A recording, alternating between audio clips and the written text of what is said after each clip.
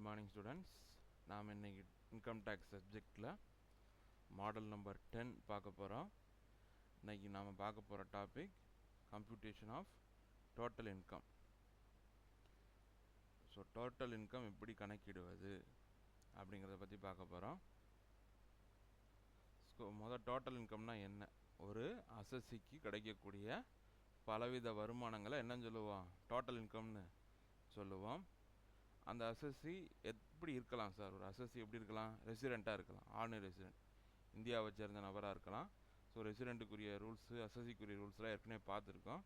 அந்த ரூல்ஸ் எல்லாம் சாட்டிஸ்ஃபை பண்ணி ஸோ அதுக்கேற்ற மாதிரி இந்தியாவில் வாழ்ந்துருக்கலாம். அவரை ஆர்டினரி ரெசிடெண்ட்னு சொல்லுவோம்.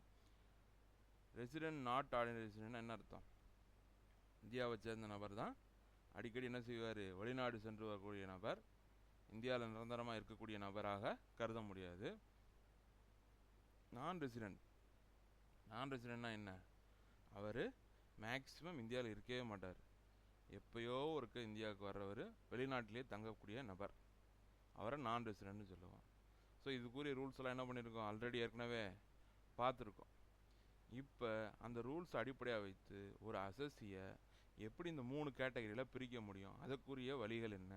அவருக்கு வரி விதிப்பு உண்டா, வரி விதிப்பு கிடையாதா, என்னென்ன காரணங்களுக்காக வரி விதிப்பு? அவர் ரெசிடெண்ட்டாக இருந்தால் வரி இருக்கும், நான் ரெசிடெண்ட்டாக இருந்தால் வரி இருக்காது. ஸோ என்னென்ன காரணத்தினால வேறுபடுதுங்கிறத பற்றிய ஒரு 6 விதமான விதிகளை பார்க்க போகிறோம். மொதல் விதி, income received or deemed to be received in India. இன்கம் எங்கே பண்ணியிருக்கு? ஏர்ன் பண்ணியிருக்கு, ரிசீவ் பண்ணியிருக்காங்க. இந்தியாவிலேருந்து ரிசீவ் பண்ணியிருக்காங்க, இந்தியாவுக்குள்ளே பணம் வந்திருக்கு. ஸோ அப்படின்னா அவர் ரெசிடெண்ட்டாக இருந்தார்னா அவருக்கு டேக்ஸபிள். ஆமாம், அவர் இந்தியாவில் இருக்கார், இந்தியாவில் இருந்து பணம் வாங்கியிருக்காரு, அவருக்கு டேக்ஸபிள் தான். நாட் ஆர்டினரி ரெசிடெண்ட்னா அவருக்கும் டேக்ஸபிளா? ஆமாம், டேக்ஸபிள் தான். ஏன்னா இன்கம் ரிசீவ் ஆனது எங்கே? இந்தியாவில் வச்சு. நான் ரெசிடெண்ட்டுக்கும் டேக்ஸபிள் தான். ஏன்னா அவர் எங்கேருந்து பண்ணியிருக்காரு? இந்தியாவிலேருந்து சம்பாரிச்சிருக்காரு, இந்தியாவிலேருந்து பணம் ரிசீவ் பண்ணியிருக்காருன்னா அவருக்கு டேக்ஸபிள் தான். அடுத்த ரூல், இன்கம் அக்ரூவ்டு, இன்கம் உருவாகுது, ஏர்னடு சம்பாதிக்கப்படுகிறது, டீம்டு டு பி அக்ரூவ்டு, இந்தியாவிலிருந்து அந்த இன்கம் பெறுவதாக கருதப்படுகிறது. அதாவது இன்கம் ரிசீவ், இந்தியாவிலேருந்து ரிசீவ் பண்ணியிருக்காங்க, இது இன்கம் இந்தியாவிலே உருவாகுது, இந்தியாவிலே சம்பாதிக்கப்படுதுன்னா ஸோ அது என்ன சொல்லலாம்? இந்த 3 கேட்டகரி, ரெசிடெண்ட், நான் ரெசிடெண்ட் 3 பேருக்குமே என்ன தான்? டேக்ஸபிள் தான் இந்த டேபிளில் இருக்குது. Income received or accrued or earned outside India from business controlled or profession setup in India. Income receive பண்ணுறது, ஏர்ன் பண்ணுறது தான் வெளிநாடுகளில். ஆனால் அதற்குரிய ஹெட் ஆஃபீஸ் எங்கே இருக்குது? ப்ரொஃபஷன் செட்டப்பு இந்தியாவில் இருக்குது. ஸோ அப்படின்னா என்ன செய்கிறது? வருமானம் ஈட்டக்கூடிய தொழிற்சாலை வெளிநாடுகளில், அதை வழிநடத்தக்கூடிய தலைமை அலுவலகம் இந்தியாவில்னா அவர் இந்தியாவை சேர்ந்த நபர்னா டேக்ஸபிள். நாட் ஆன் ரெசிடெண்ட், இந்தியாவுக்கு வந்துட்டு போகிறவர்னா அவருக்கும் டேக்ஸபிள். யாருக்கு மட்டும் டேக்ஸ் கிடையாது? வெளிநாட்டிலே தங்கியிருக்கக்கூடிய நபருக்கு என்ன கிடையாது? டேக்ஸு கிடையாது. அடுத்த rule number 4, income received or accrued or earned outside India. Income பெறுவதும் வெளிநாடு தான், உருவாகிறதும் வெளிநாடு தான், சம்பாதிக்கிறதும் வெளிநாடு தான். ப்ரொஃபஷன் செட்டப்பும் அவுட் சைட் இந்தியா தான். அதுக்குரிய அமைப்பு, தலைமை அலுவலகம், இயங்குறது எல்லாமே வெளிநாடு, எதுவுமே இந்தியாவுக்குள்ளே வரல, எல்லாமே வெளிநாட்டிலே சம்பாதிக்கப்படுது. நான் ஒரு ரெசிடெண்ட்டாக இருந்தால் டேக்ஸபிள், இந்தியாவில் தங்கியிருக்கக்கூடிய நபர் இருந்தால் டேக்ஸபிள். அடிக்கடி இந்தியாவுக்கு வந்துட்டு போகிற நபர், நாட் ஆர்டினரி ரெசிடெண்ட்னா அவருக்கு டேக்ஸ் கிடையாது. ஏன்னா இது ஃபுல்லாகவே எங்கேருந்து ஏர்ன் பண்ணுறது? வெளிநாடுகளிலிருந்து ஏர்ன் பண்ணுவது. அதே மாதிரி நான் ரெசிடெண்ட், இந்தியாவுக்கே வராத நபர், அவருக்கும் நாட் டேக்ஸபிள். ஸோ இந்தியா இது முழுக்க வெளிநாட்டில் சம்பாதிக்கக்கூடிய பணம் இந்தியாவை சேர்ந்த ரெசிடெண்ட்டாக இருந்தால் மட்டும்தான் டேக்ஸபிள். மற்றவங்களுக்கு என்ன கிடையாது? டேக்ஸபிள் கிடையாது, நாட் டேக்ஸபிள். அடுத்து, income received or accrued or earned outside India from any other source. So income உருவாகுது. ஸோ எங்கே உருவாகுது? Earned from outside India, வெளிநாடுகளில் உருவாகுது. பிற காரணிகள், சேலரியாகவோ, ஹவுஸ் ப்ராப்பர்ட்டியாகவோ, கேபிட்டல் கெயினாகவோ, இன்கம் ஃப்ரம் அதர் சோர்ஸாகவோ ஒரு நபருக்கு உருவாகுது, முழுமையாக ஈட்டப்படுவது வெளிநாடுகளில். ஸோ அப்படிப்பட்ட நபர் இந்த 3 டைமென்ஷனில் 3 கேட்டகரியில் பார்த்தோம்னா ரெசிடெண்ட்டாக இருந்தால் டேக்ஸபிள். மற்ற 2 கேட்டகரி, நாட் ஆர்டினரி ரெசிடெண்ட்டு, நான் ரெசிடெண்ட், இவங்க 2 பேத்துக்கு என்ன கிடையாது? டேக்ஸபிள் கிடையாது. அடுத்து பாருங்கள், income earned and received outside India during the years preceding the previous years and remitted to India during the previous. Income சம்பாதிக்கிறாங்க, ரிசீவ் பண்ணுறாங்க. எங்கேருந்து ரிசீவ் பண்ணுறாங்க? அவுட் சைட் இந்தியாவிலேருந்து ரிசீவ் பண்ணுறாங்க. During the preceding previous years, so previous year preceding previous இயர்லாம் already நம்ம என்ன பண்ணியிருக்கோம், மாடல் நம்பர் 8ல் பார்த்துருக்கோம். ஸோ ப்ரீவியஸ் இயர்னால் முந்தைய ஆண்டு, ப்ரிசீடிங்னா அதற்கு முந்தைய ஆண்டு. ஸோ ப்ரீவியஸ் இயர் 2019 வருது, அதுக்கு முந்தைய ஆண்டு 2018-19 ஏர்ன் பண்ணியிருக்காங்க. அதை எப்போ கொண்டு வர்றாங்க, இப்போ நடப்பாண்டுக்குள்ளே உள்ளே கொண்டு வர்றாங்கன்னா அவங்க அந்த மாதிரி விஷயங்களுக்கு இந்த 3 கேட்டகரி உள்ள இருக்கிற ரெசிடென்ட், நான் ரெசிடென்ட் 3 பேருக்குமே என்ன கிடையாது, டேக்ஸ் கிடையாது. ஸோ விதிமுறையில் பார்த்துருக்கோம். இப்போ ஒரு கணக்கு பார்ப்போம். Following are the particulars of taxable income of Hari for the year ended 31st March 2020. So ஹரியோடது கொடுத்துருக்காங்க. எப்போ வரை டேட்டா கொடுத்துருக்காங்க, 31 மார்ச் 2020 வரைய கொடுத்துருக்காங்க. ஸோ மொதல் டேட்டா என்ன, royalty receive from government of India. So royalty தொகையாக இந்திய அரசாங்கமிலிருந்து பணம் பெற்றுக்கொள்கிறார் ஹரி. அவர் இந்த 3 டைமென்ஷனில் பார்க்கணும். ஒன்று ரெசிடெண்ட்டான்னு பார்க்கணும், நாட் ஆர்டினரி ரெசிடெண்ட்டான்னு பார்க்கணும், நான் ரெசிடெண்ட்டான்னு பார்க்கணும். 3 டைமென்ஷன் பார்க்கும்போதும் இது டேக்ஸபிள் தான். ஏன்னா இந்த பணம் முழுக்க முழுக்க எங்கேருந்து உருவாக்கக்கூடிய பணம், சம்பாதிக்கக்கூடிய பணம், இந்தியாவிலேருந்து சம்பாதிக்கக்கூடிய பணம். அடுத்த பாயிண்ட் பாருங்கள், income from business earned in Afghanistan. எங்கே ஏர்ன் பண்ணுறாரு, சம்பாதிக்கிறது ஆப்கானிஸ்தான். 25,000 சம்பாதிச்சிருக்காரு. Which rupees 15,000 were received in India. அதில் எவ்வளோக்குரிய பணம் இந்தியாவிலேருந்து ரிசீவ் பண்ணியிருக்காங்க, 15,000 மதிப்புள்ள பணம் இந்தியாவிலேருந்து ரிசீவ் பண்ணியிருக்காங்க. Business is controlled from India. பிஸ்னஸை கட்டுப்படுத்துவது இந்தியாவில், ஆனால் அதற்குரிய தொழில் நடந்தது வெளிநாடுகளில். பணம் பெற்றது 15,000 வரைக்கும் இந்தியாவிலேருந்து பெற்றிருக்காங்க. ஸோ இதுக்குரிய என்னென்னு பாயிண்ட் பார்ப்போம். அடுத்து interest received from Aditya Kumar ஏ நான் ரெசிடென்ட். ஆதித்யா குமாருங்கிற நபர் ஒரு வெளிநாட்டை சேர்ந்த நபர் என்ன பண்ணியிருக்காரு, என்கிட்ட என்ன பண்ணியிருக்காரு, இன்ட்ரெஸ்ட் ரிசீவ்டு ஃப்ரம். ஸோ அவருக்கு நான் லோன் கொடுத்துருக்கேன், அவர்கிட்டருந்து வட்டி வாங்கியிருக்கேன். ரிசீவ்டு ஃப்ரம் நான் வாங்கியிருக்கேன். யார்கிட்டருந்து வாங்கியிருக்கேன், ஆதித்யா குமார்கிட்டருந்து வாங்கியிருக்கேன். எவ்வளோ வாங்கியிருக்கேன், 5,000 ரூபா வாங்கியிருக்கேன். ஸோ வட்டியாக கணக்கப்படுது, வெளிநாட்டு என்ஆர்ஐட்டேருந்து எனக்கு கிடைக்குது. ஸோ அப்படிங்கும்போது நான் அந்த 3 கேட்டகரியில் 3 டைமென்ஷனில் எவ்வாறுனா அதை டேக்ஸபிளாக நான் டேக்ஸபிளான்னு பார்க்குறது. அடுத்து royalty received outside India from ஜெர்மன்லேருந்து ஒரு ராயல்ட்டி கிடைக்குது ஃபார் டெக்னிக்கல் சர்வீஸுக்கு. பிஸ்னஸ் இழந்தது எல்லாமே அவுட் சைட் இந்தியா. ஸோ அப்படிங்கும்போது நான் என்ன பண்ணலாம் எனக்கு, ஸோ இதை நான் எப்படி ட்ரீட் பண்ணுறது, ரெசிடென்ட்னா எப்படி, இந்த 3 கேட்டகரியில் பார்ப்போம். Income from business in Jaipur rupees 40,000. So earn பண்ணியிருக்காங்க பிஸ்னஸ் மூலயமா ஜெய்ப்பூர்லேருந்து 40,000. ஜெய்ப்பூர்னா இந்தியாவில் இருக்க ஒரு நகரம். This business is controlled from France. So அந்த பிஸ்னஸை கட்டுப்படுத்தக்கூடிய அலுவலகம் ஆஃபீஸ் எங்கே இருக்குது, ஃப்ரான்ஸு.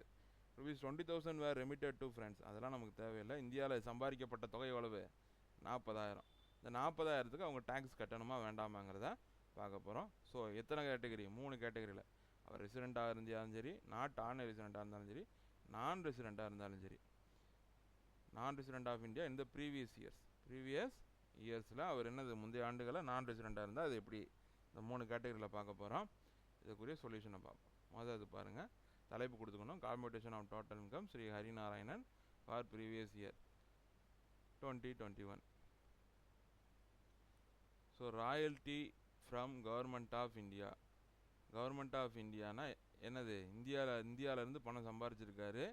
ஸோ அந்த பணத்தை வெளிநாட்டுக்கு கொண்டு போனோன்னா 3 பேருக்கு எப்படி இருக்கும், ஹரி ரெசிடெண்ட்டாக இருந்தாலும் டேக்ஸு தான், நாட் ஆன் ரெசிடெண்ட்டாக இருந்தாலும் டேக்ஸு தான், நான் ரெசிடெண்ட்டாக இருந்தாலும் டேக்ஸ் தான். ஸோ 24,000க்கு டேக்ஸ் உண்டு. அடுத்து பாருங்கள், income from business in Afghanistan. So business in Afghanistan, business பண்ணியிருக்காங்க ஆப்கானிஸ்தான்லேருந்து எவ்வளோ பணம் கிடச்சிருக்கு, 25,000 கிடச்சிருக்கு. ஸோ அந்த 25,000 அந்த ஹரி இந்தியாவை ரெசிடெண்ட்டாக இருந்தார்னா அவருக்கும் ஃபுல் டேக்ஸ். இதே அந்த பிஸ்னஸ் எங்கேருந்து கண்ட்ரோல் பண்ணுறாங்க, நடக்கிறது ஆப்கானிஸ்தானில், அதோட தலைமை அலுவலகம் இந்தியாவிலேருந்து இருக்குது. ஸோ அப்படிங்கும்போது ஒரு நாட் ஆர்டினரி ரெசிடெண்ட்டாக இருந்தாலும் அவருக்கு 25,000 டேக்ஸ்.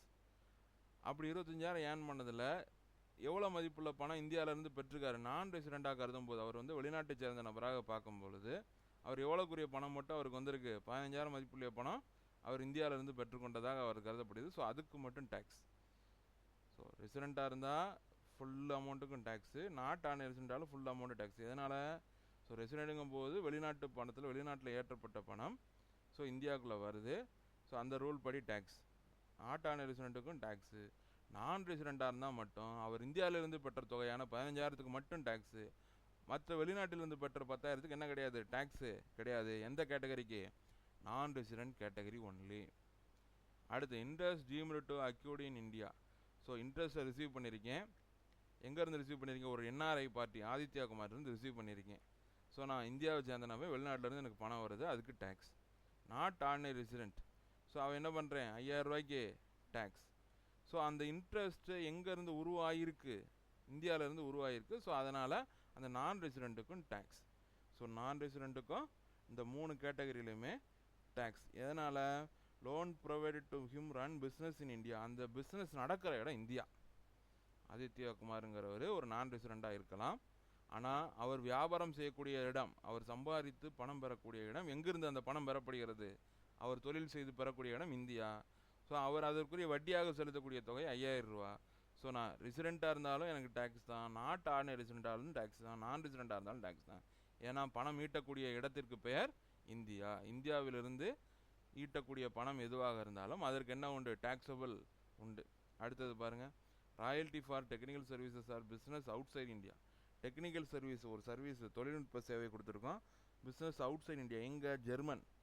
ஜெர்மன்லேருந்து வாங்கியிருக்கோம். அந்த பணம் தொழில் நடந்தது வேறு, அந்த செட்டப்பு வேறு, சம்பாரிச்ச இடமும் வேறு.